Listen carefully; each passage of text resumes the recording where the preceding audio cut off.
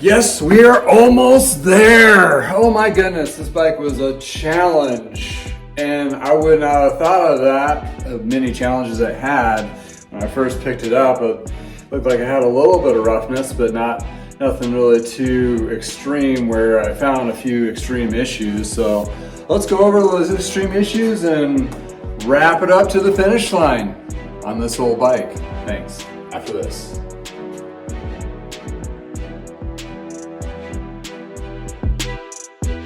Welcome to I Know a Guy Bicycles. Welcome to I Know a Guy Bicycles, hanging out with the guy. Hi, I'm Justin the guy. Obviously, I have a garage shop. Taking and scary how to use bikes one bike at a time. If you like these videos, please like and subscribe. Welcome back to I Know a Guy Bicycles, hanging out with the guy. Hi, I'm Justin the guy. This old bike series, we are actually wrapping this up. 5900 2001 model. A lot of history on this bike. It was during the heyday of Lance Armstrong winning the Tour de France. So this is actually one of the bike frames that he was racing on, the 5900. And pretty sweet. This had full Dura-Ace on it. I actually had some upgraded Dura-Ace, which I had to upgrade the drivetrain. So let's go over a couple things that were issues on this bike. Start off, well, I had 10-speed shifters with a 9-speed rear derailleur with a 9-speed cassette with a 9-speed chain. So they threw on new shifters, but they didn't upgrade the drivetrain. Big no-no, because basically the spacing in the back is not going to line up correctly. So I took the extra effort, replaced it with another Dura-Ace 10-speed rear derailleur, put on a brand new 10-speed chain, and I had a 10-speed Dura-Ace cassette that I can put on there. So that kind of fixed the drivetrain, although the front derailleur was all buggered up. I mean, it was a Dura-Ace, but the chrome was peeling and all that. I did have a 10-speed Ultegra.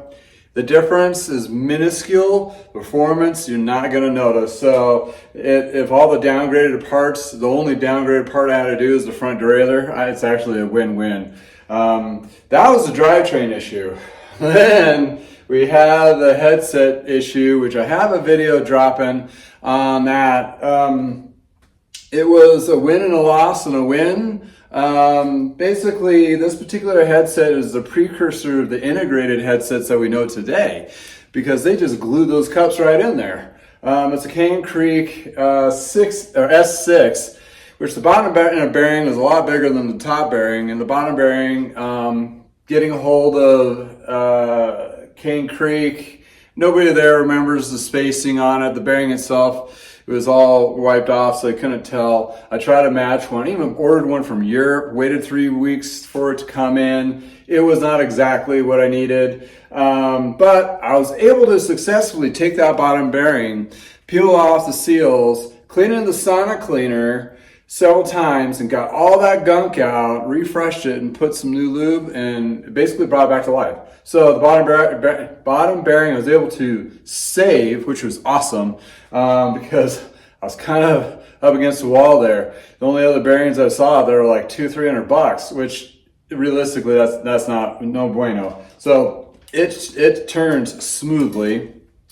Drivetrain's upgraded. The frame's been clean and detailed. The wheels are true and polished and ready to go. Put newer rubber on it. Fixed the little headset spacing that they had a little issue of, which is in that prior video, as well as the stem shim. So here we go. Replaced the cables and housing on it, and it should be ready to go. So let's throw on some pedals. Go through the gears real quick.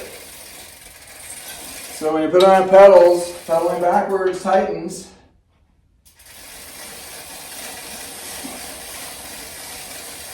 Get those guys on there, and this particular one uses an Allen versus the 15 millimeter, which a lot of other pedals do.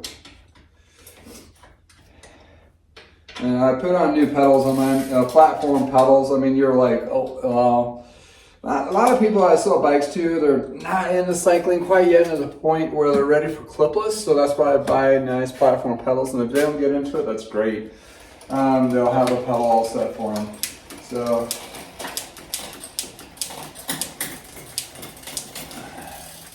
So I have to definitely double check the shifting on this due to the fact this derailleur was not on here, which I double check it anyway, but there's going to be definitely some adjustments on this. Yeah, it's just kind of crazy how many little weird things were not right on this bike, which I thought it would be pretty solid, but one of those things where you just can't assume, right?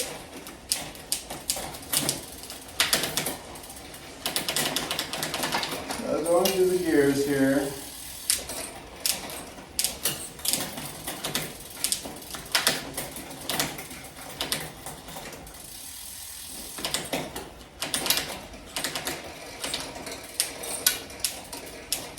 Yeah, this is going to be one stellar bike for somebody.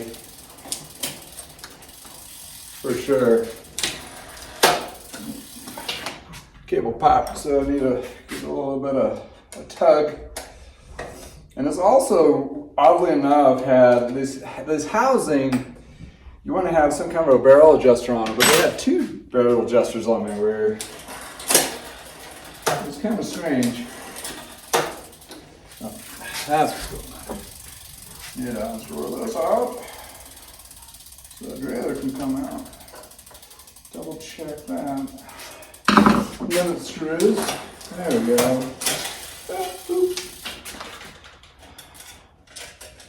This does have 9/10 chain rings up front, so I'm not too concerned about that. That does definitely needs to be tightened back up.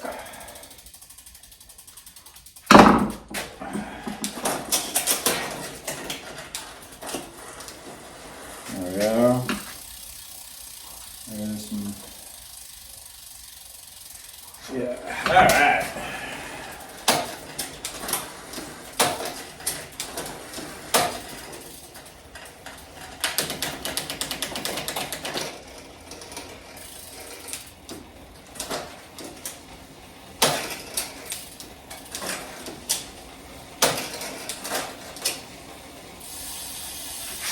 Yeah, quarter turn. Get these guys dialed.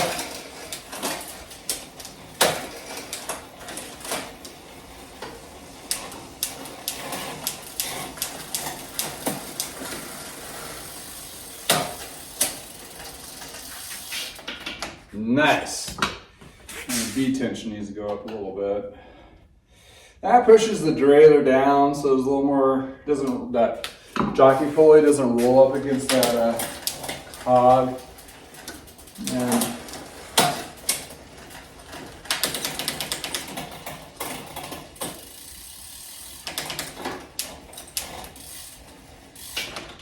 beautiful. So excited for this bike. Even with all of its issues, I was able to eventually get through them, and this is, well, number one, pretty classic bike. OCLV carbon, which they used for years, and this is on the kind of the upper end spectrum. Has like the Postal team on there, which was kind of cool in the heyday. And yeah, pretty awesome stuff. And I think we should go with blue cable ends on this guy to match the blue decaling. So we'll put a little bit of that on there. Yeah, it's you know, unfortunately I never got to see one of these when they were brand new. I mean, I saw a lot of OCLV bikes, but not the Postal team version with Dura-Ace. Yeah, bike shops, well, I was working at Lee Cycling in Fort Collins at the time. They did a fair amount of high-end stuff, but even then, back then, you didn't really see a lot of high-end road go out the door. Due to the fact that, you know, it's a lot of it was special ordered, that kind of thing. You do, you know, once in a while, and they have 3 locations, so if you weren't at the location where they were selling that one, you never got to see it. But anyway, it's kind of cool to actually get my hands on one and play with it. It's kind of cool, the high-end stuff. I mean, yeah, it was a little bit of a mix, but not too terrible.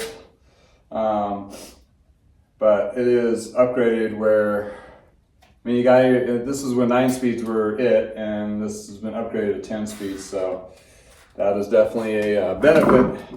In addition to, this has Cerium SL wheels, which is pretty nice stuff. And super light. I can't wait to get this on a scale. All right, wrapping it up. So this actually had carbon specialized bars with a carbon stem and C-post.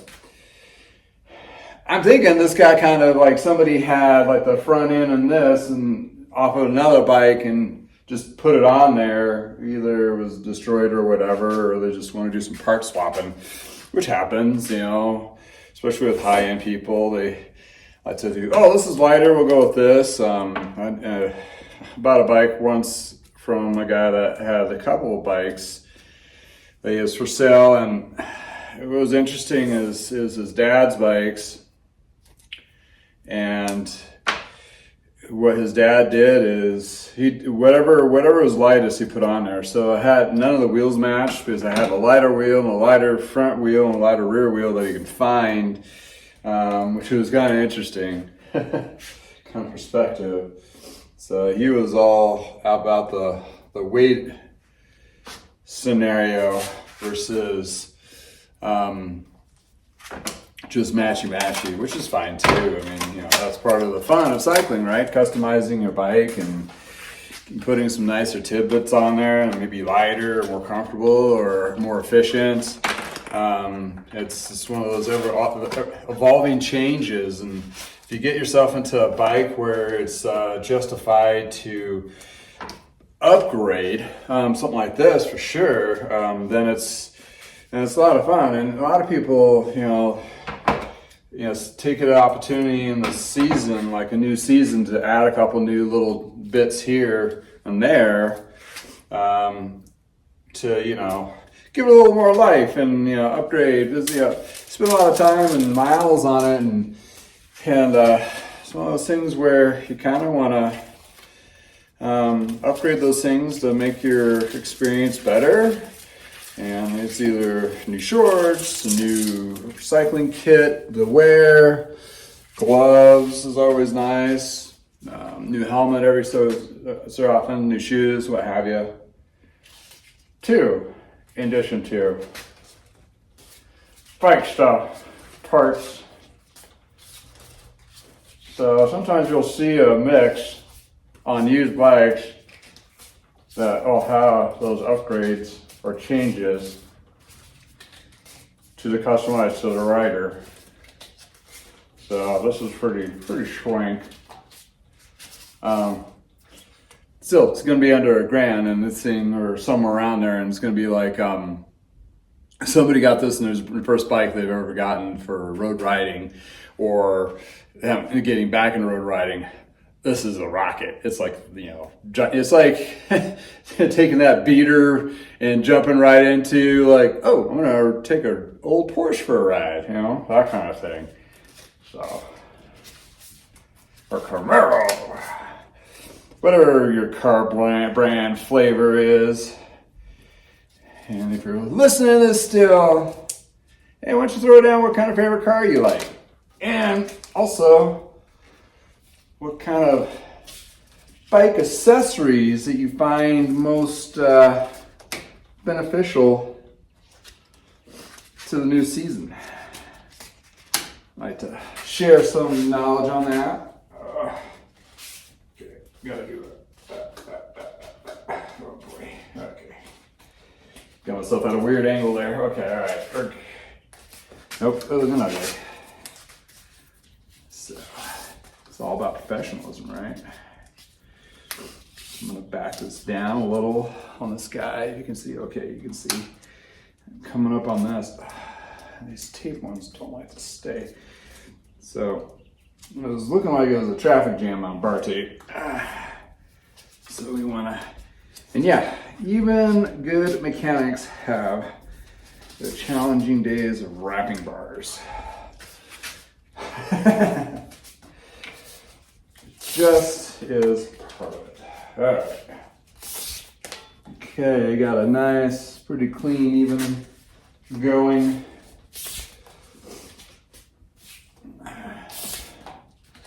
These bars also had some kind of padding built into them, which is kind of cool. Oh, getting close. These are a little bit wider on the top. So, okay, yeah, we're good. I'm gonna go too thin. And I'll start doing some weird things, but there we go.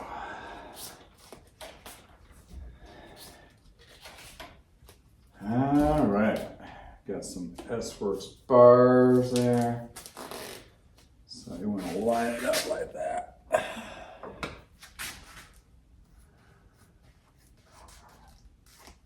Like so.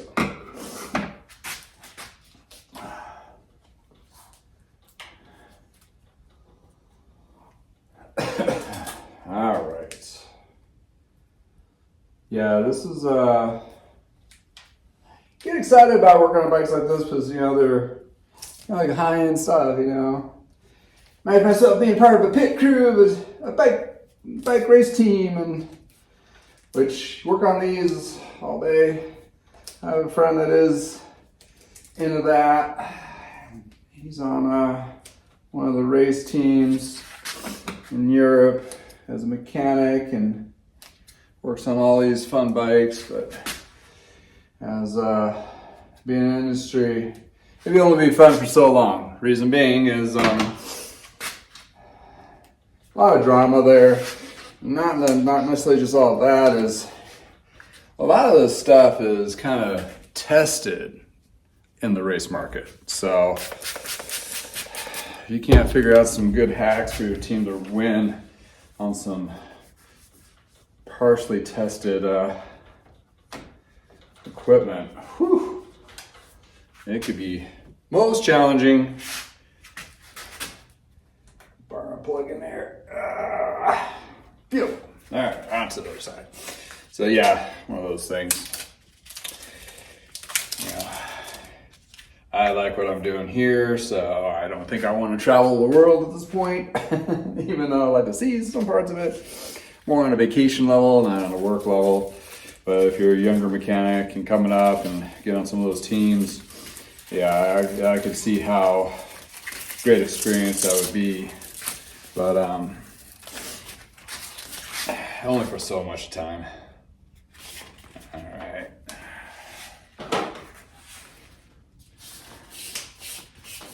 Okay.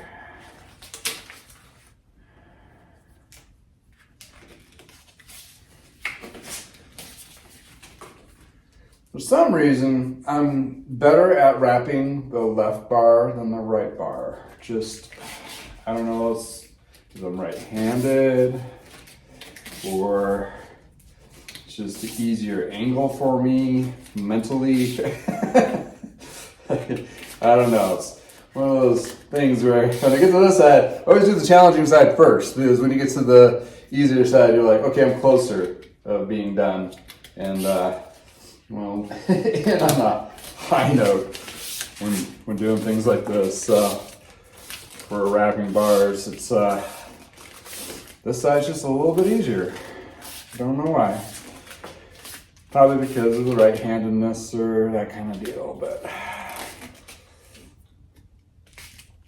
yeah, we're getting some stretch on this due to the fact that it's very thick through here. So it takes up more bar to wrap it, but we still have lush. I like cutting the little tail off so I'm not fighting it, trying to find my cut line. And when I line it up, so it comes off, so when you wrap it, this little angle cut falls in line so it looks evenly. Some people wrap it and they'll take a razor blade to cut it, but for me, I don't want to end up accidentally cutting the housing. So Some people use super glue too, oddly enough. They'll hold it in place and they tape it over on top, or double-sided contact tape, which is pretty common use in the pro circuits I've seen. But for me, what I do, that's a little overkill. You're talking about, you know, the race bikes that are, you know, some things you just don't need to do. For what I do, for sure. And there's some things you definitely have to do. Make sure you do it right. And make sure it goes out right the first time. All right, bar unplug. All right. Okay, dokie. Finish line. Man, how's that look? You know? Check it out. Carbon bars, S-work bars and stem and seat post actually. With a nice saddle. Gonna do something a little special on this one. Hold your horses right there.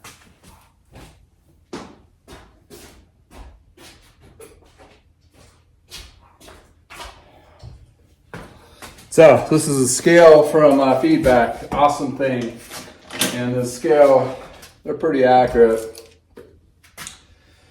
And they have one that just hangs and one actually clamps into the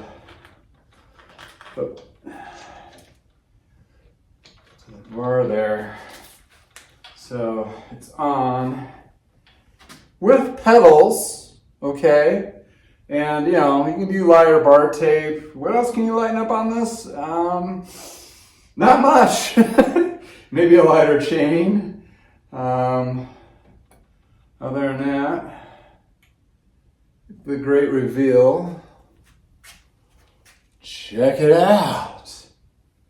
Actually, this is the lightest bike I've actually worked on. With pedals, 16.8. That's pretty light. To give you a perspective, most of the bikes I work on are about 19, sometimes 20 pounds. So this is almost 3 pounds to 4 pounds lighter than a lot of those bikes I do work on.